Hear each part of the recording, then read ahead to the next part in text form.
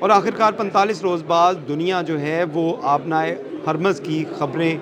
سننے کے بعد آج خوشی کا اظہار کر رہی ہے کہ ایران کی جانب سے یہ ایک بڑا اعلان کیا گیا ہے کہ آبنائے ہرمز کو کھول دیا ہے۔ وہ آبنائے ہرمز جس کی وجہ سے تیسری عالمی جنگ ہو سکتی تھی، وہ آبنائے ہرمز جس کی وجہ سے اسرائیل ایک خواب دیکھ رہا تھا گریٹر اسرائیل کا، یہ تمام خواب کیسے چکنا چور ہوئے اور اس کے ساتھ ساتھ پاکستان نے اپنی سفارتکاری کے ذریعے کس طرح پوری دنیا کو اپنا گرویدہ بنایا، یہ ٹاپکس ہوں گے ہمارے آج کے ویلاگ کے، اور آپ دیکھ رہے ہیں 24 نیوز کا ڈیجیٹل پلیٹ فارم۔ میرا نام ہے عرفان ملک۔ دوستو، آپ کو یاد ہوگا کہ مارچ 2026 میں جب ایران اور امریکہ اور اسرائیل کی جانب سے جنگ کا آغاز کیا گیا تھا، ایران کے اوپر حملے کیے گئے تھے، اور اس حملوں کے بعد 45 روز تقریباً قبل جو ہے وہ ایران کی جانب سے ایک بڑا جو ہے وہ اسٹریٹجی اپنائی گئی، اور اس جنگی صورتحال کے اندر انہوں نے جب آبنائے ہرمز بند کی تو جس پوری دنیا کا 20% سے زائد تیل جو اس آبنائے ہرمز سے گزرتا تھا، یہ مکمل طور پہ بند ہو گیا۔ اس کے بند ہونے سے جہاں پہ عالمی دنیا کے اندر تیل کی قیمتیں بڑھی، وہیں پر پوری دنیا کے اندر مہنگائی کی صورتحال جو ہے وہ بھی عام آدمیوں کو سفر کرنی پڑی۔ آپ کو، مجھے اور دیگر لوگ جو تھے ان لوگوں کو بھی اس جنگ میں جو ہے وہ اس کے اثرات، آفٹر شاکس ان کو آنے شروع ہوئے، اور تیل کی قیمتوں کے ساتھ ساتھ ہر چیز جو ہے وہ مہنگائی کی لپیٹ میں گئی، وہ امریکہ ہو، لنڈن ہو، یورپ ہو، پاکستان ہو یا چائنا ہو یا انڈیا ہو، ہر ملک جو ہے وہ اس آبنائے ہرمز کی بندش کی وجہ سے اس وقت جو مصیبت کا شکار تھا مہنگائی کی۔ لیکن اس تمام صورتحال کے اندر اسرائیل کے جو منصوبے تھے، اسرائیل کی جانب سے جس طرح کی پلاننگ کی گئی تھی، اور اس پلاننگ کو اگر دیکھا جائے تو یہ 30 سال سے پلاننگ کی جا رہی تھی، اور نیتن یاہو کی جانب سے کتنے امریکی جو صدور تھے ان کو یہ کہا گیا تھا کہ ایران جو ہے وہ کسی وقت بھی امریکہ کے لیے خطرہ بن سکتا ہے، ایٹمی صلاحیت بنا سکتا ہے، اور 30 سال کا یہ منصوبہ ٹرمپ نے اس کی مدد کی، اور ٹرمپ کو وہ اس جنگ میں گھسیٹ کے لے کے آیا، جس کے بعد ٹرمپ بھی اس دلدل میں پھنس گیا۔ اس دلدل میں پھنسنے کے بعد جہاں پہ امریکہ خود جو ہے وہ مہنگائی کا شکار ہوا، وہیں پہ پوری دنیا جو ہے وہ اس مہنگائی کی لپیٹ کے اندر آئی، اور اس کے ساتھ ساتھ عالمی جنگ کے خطرات جو تھے وہ بھی امڑنے شروع ہو گئے تھے، کیونکہ ایران کی جانب سے خلیجی ممالک کے اندر جو امریکی بحری بیڑے تھے ان کے اوپر جو بحری بیڑوں کے ساتھ ساتھ جو ایئر بیسز تھی، جو امریکہ کی تنصیبات تھیں، ان کو ٹارگٹ کرنا شروع کیا گیا تھا۔ تو اس وجہ سے اسرائیل کا جو پلان تھا، اسرائیل کا جو گریٹر اسرائیل کا پلان تھا، وہ لگ رہا تھا کہ شاید اس کی جانب جایا جا رہا ہے، لیکن اس دوران پاکستان نے انٹری ماری، اور پاکستان نے اپنی فوجی قیادت اور جو سیاسی قیادت ہے اس نے مشترکہ طور کے اوپر جس طرح ایفرٹس کی، جس کی اس وقت پوری دنیا گرویدہ ہے۔ اور آپ نے اس اعلان کے ساتھ ساتھ یہ خبریں بھی سنی ہوں گی کہ جہاں پہ آبنائے ہرمز کو کھول دیا گیا ہے ہر جہاز کے لیے، وہیں پر ٹرمپ کی جانب سے ایران کا شکریہ بھی ادا کیا گیا۔ لیکن اس کے ساتھ ساتھ آپ کو بیک گراؤنڈ میں چلنے والی خبروں کا بھی علم ہونا چاہیے، جہاں پہ ایران اور اسرائیل اور امریکہ کے درمیان سیز فائر ہوا، وہیں پر اسرائیل جو ہے وہ لبنان کے اوپر حملے جاری رکھے ہوئے تھا، لیکن اس کے بعد پاکستان نے اپنی انٹری دی۔ پاکستان کی انٹری سے فوری طور پہ لبنان کے اندر بھی سیز فائر ہوا، جس کی وجہ سے اسرائیل کا جو گریٹر اسرائیل کا خواب تھا یہ چکنا چور ہو گیا، اور اس کی جو 30 سال کی پلاننگ تھی وہ پاکستان نے صرف چند دنوں کے اندر ملیہ میٹ کر دی۔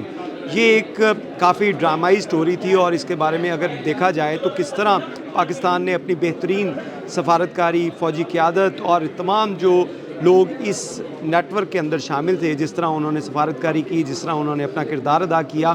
اس کی وجہ سے پوری دنیا جو ہے اس نے سکھ کا سانس لیا، اور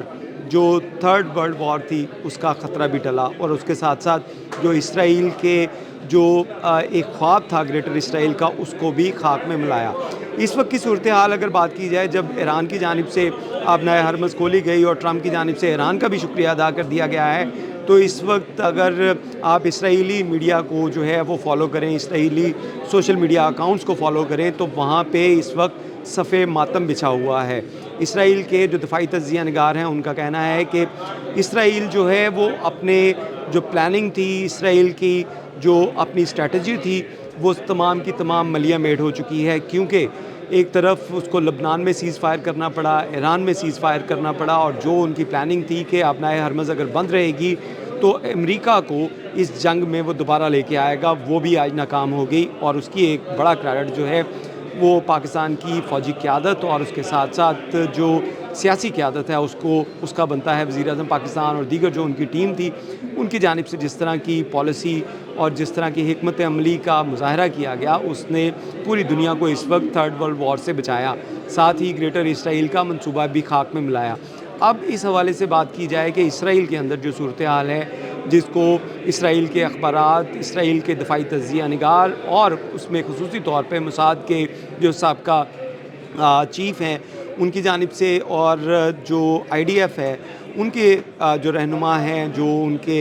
سابقہ افسران ہیں، ان کی جانب سے جو بیان دیا گیا ہے اس میں کہا گیا ہے کہ اس وقت اسرائیل جو ہے چاروں شانے ہیں اس کے چت ہو چکے ہیں، کیونکہ اسرائیل کی جو پلاننگ تھی گریٹر اسرائیل کی، جس کے لیے اس نے اپنے فوجیوں کو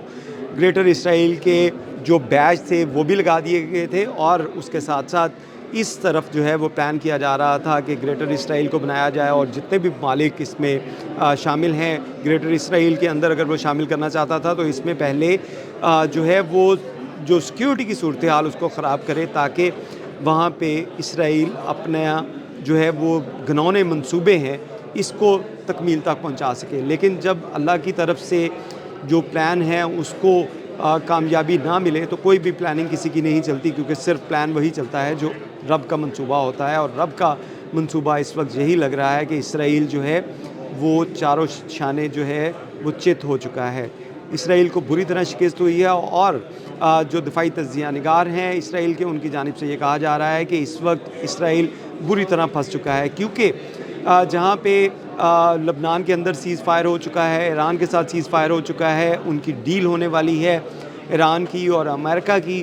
اس حوالے سے جو امن معاہدے ہو رہے ہیں، اس کے بعد تمام دنیا جو ہے وہ غزہ کے اوپر بھی بات کرے گی، وہ فلسطین کے اوپر بھی بات کرے گی، کیونکہ اسرائیل کی جانب سے جس طرح وہاں پہ جینوسائیڈ کیا گیا، وہاں پہ نسل کشی کی گئی، بچوں کو، بزرگوں کو، خواتین کو، نہتے لوگوں کو، اسکولوں کو، مدارس کو، اور اس کے ساتھ ساتھ جو ہاسپٹلز تھے ان کو بھی نشانہ بنایا گیا تھا اور وہاں پہ جینوسائیڈ کی گئی تھی۔ اب دنیا کی نظریں اس پہ بھی ہیں، اور اس حوالے سے اگر آپ کو بتائیں تو دنیا جو ہے اس معاملے کو ختم کرنے کے بعد اب اسرائیل کی جانب رخ کرے گی، کہ اسرائیل کی جانب سے جس طرح جینوسائیڈ کیا گیا، جس طرح وہاں پہ غزہ کے اندر قابض فوج وہاں پہ ان کی بیٹھی ہوئی ہے اسرائیل کی، اور فلسطین کے اندر قابض فوج بیٹھی ہوئی ہے، اس کو بھی اب آزادی دلوائی جائے۔ تو اب یہ وقت ہے کہ جہاں پہ پاکستان نے اپنا کردار ادا کیا، دنیا نے اپنا کردار ادا کیا، ترکیہ نے اپنا کردار ادا کیا، اور چین کی جانب سے زبردست قسم کی جو خارجہ پالیسی اور جو حکمت عملی اپنائی گئی، وہیں پہ روس کو بھی شامل کیا گیا۔ تو یہ ایک بلاک جو ہے یہ اب اسرائیل جو ہے وہ اپنی موت آپ مرے گا، کیونکہ اسرائیل کی جانب سے جو ظلم و ستم کیے گئے تھے، کیونکہ یہ کہا تو جاتا ہے کہ اللہ کی طرف سے رسی دراز ہو جاتی ہے، تو اب اسرائیل کی رسی جو ہے وہ کھینچنے کا وقت آ چکا ہے، اور اسی طرح جس طرح ایران کے اندر سیز فائر کروایا گیا، لبنان کے اندر سیز فائر کروایا گیا، اس پلاننگ کو بھی حصہ بنایا جا رہا ہے کہ آئندہ جو ہے وہ غزہ اور فلسطین کے اوپر بھی بات کرے گی پوری دنیا، اور اس میں پاکستان جو ہے وہ لیڈ رول ادا کرے گا۔ اس کے ساتھ ساتھ آپ کو یہ بھی بتاتے چلیں کہ اس وقت کی جو صورتحال ہے وہ یہی ہے کہ اسرائیل کے اندر اس قسم کی پلاننگ جو ہے وہ ان کے مقامی اخبارات جو ہیں وہ دے رہے ہیں کہ لبنان کے اندر جو سیز فائر ہوا ہے اس کو ہر ممکن کوشش کی جا رہی ہے اسرائیل کی جانب سے کہ اس کو توڑا جائے، کیونکہ اگر اس کو توڑا نہیں جائے گا، اسرائیل کسی نئی جنگ کا حصہ نہیں بنے گا، تو اسرائیل کے اندر جو نیتن یاہو کے خلاف مقدمات ہیں، نیتن یاہو کے خلاف کیسز ہیں، اس کے اوپر بات ہوگی، غزہ کے اوپر بات ہوگی، فلسطین کے اوپر بات ہوگی۔ تو ان ساری چیزوں سے رخ موڑنے کے لیے دنیا کا اس وقت نیتن یاہو نئی پلاننگ کے لیے تیار ہے، اور اس کی یہ پلاننگ ہے کہ وہ کسی طرح لبنان کے اندر جو حزب اللہ اور دیگر جو فورسز ہیں ان کے اوپر دوبارہ سے جو ہے وہ حملے جاری شروع کرے، تاکہ جو سیز فائر بھی ختم ہو، اور اس کے ساتھ ساتھ دنیا کی نظریں اس کے جو گنونے اور جو اس کے جرم ہیں، جنگی جرائم ہیں، اس کے اوپر نہ آ سکیں۔ اور اس حوالے سے اگر یہ بھی بات کی جائے کہ بہت ہو چکا نیتنیاہو کی طرف سے جو ظلم و ستم ڈھائے گئے تھے اس کی اب لگ رہا ہے کہ بالکل اختتام کی جانب ہے، اور نیتنیاہو کو لمبی سزا بھی ہونے والی ہے، کیونکہ عدالت کی جانب سے ایسے کافی عندیے دیے جا چکے ہیں، اور یہ بات اسرائیل کا جو میڈیا ہے وہ یہ کہہ رہا ہے، اسرائیل کا لوکل میڈیا، اسرائیل کے اخبارات، اسرائیل کا سوشل میڈیا یہ بات کر رہا ہے، جس کے اندر بہت سے جو دفاعی تجزیہ نگار ہیں ان کی جانب سے اور جو نیتنیاہو کی پالیسیز کے خلاف ہیں ان لوگوں کے بیانات شامل کیے گئے ہیں، جس میں یہ کہا جا رہا ہے کہ نیتنیاہو اب لمبی جیل جو ہے وہ گزارے گا، اور اس کی آخری زندگی جو ہے وہ جیل میں ہی گزرے گی، کیونکہ اس کے جنگی جرائم کا جو لسٹ ہے وہ کوئی چھوٹی نہیں ہے، اور اس کے ساتھ ساتھ جو غزہ کے اندر جینوسائیڈ کیا گیا اب اس کو بھی ختم کیا جائے گا، یعنی کہ اب ایران اور لبنان کے بعد جو سیز فائر ہوگا وہ غزہ میں اور فلسطین کے اندر جو ہے وہ جس طرح جینوسائیڈ کیا گیا، جس طرح وہاں پہ قبضے کیے گئے، اسرائیل کو واپس اس کی اپنی جو ٹیریٹری ہے وہاں تک محدود کیا جائے گا، اور جس طرح اس نے قبضہ کیے لبنان کے کچھ حصوں کے اوپر، غزہ میں فلسطین کے اندر قبضے کیے، ان قبضوں کو بھی گرانے کے لیے، ختم کروانے کے لیے بات کی جائے گی، اور اس میں پاکستان اپنا ایک بڑا کردار ادا کرے گا۔